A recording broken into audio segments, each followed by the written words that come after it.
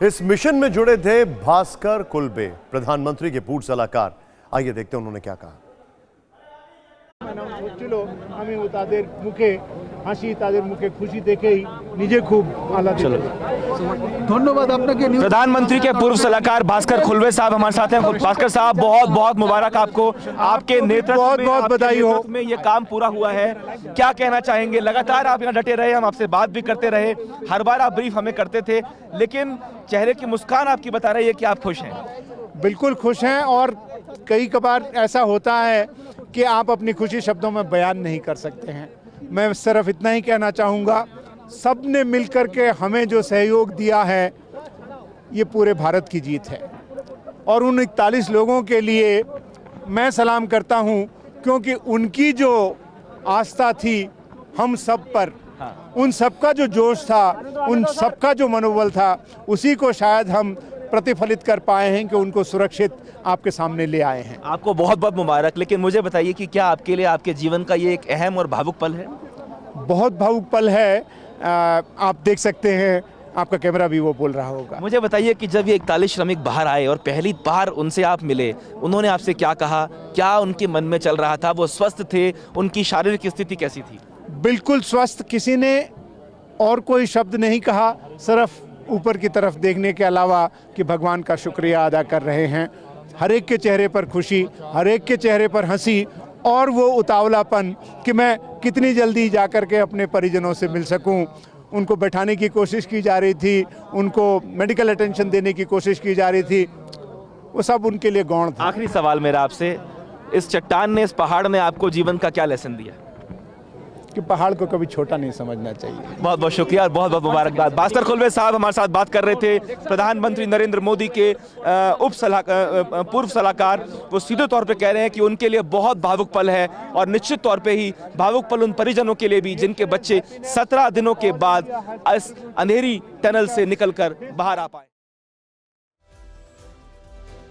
आज टनल के बाहर जब हर कोई अपना 100% दे रहा था, तो साथ में कामना और चर्चा बाबा बौखनाग के आशीर्वाद की भी हो रही थी।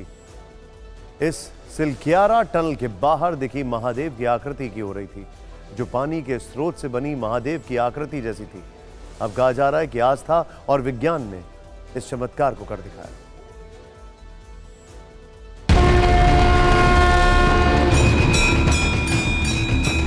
की जो आकृति दिखाई दे वास्तव में है, स्थानीय लोग इस चीज को मानते हैं और सही भी है।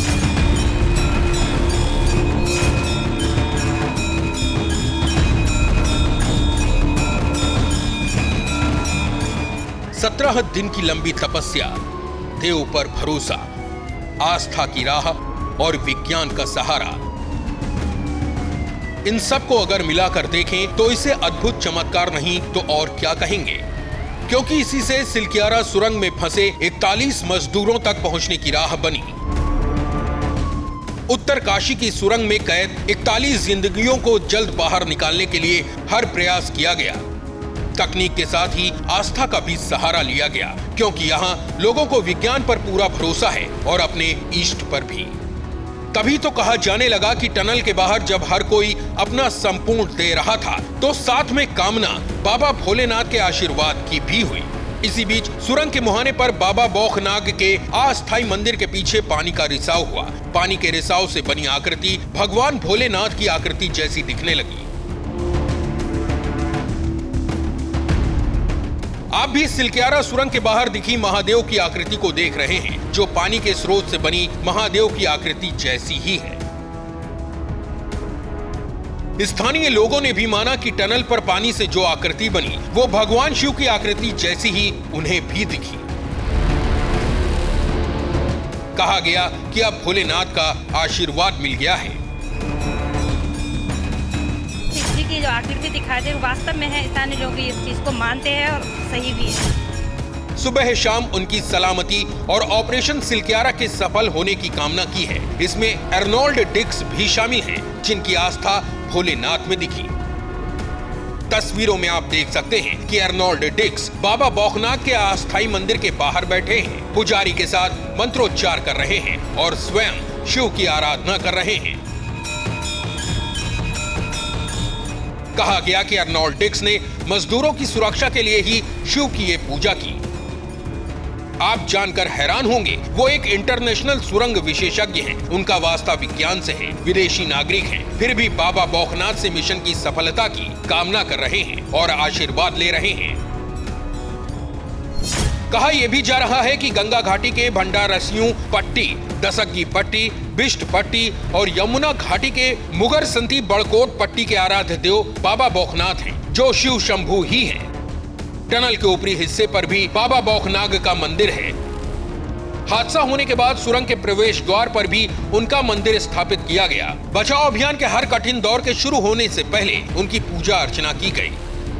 सीएम धामी ने भी खुद यहां पहुंचकर बौखनाग देवता से श्रमिकों की कुशलता के लिए प्रार्थना की।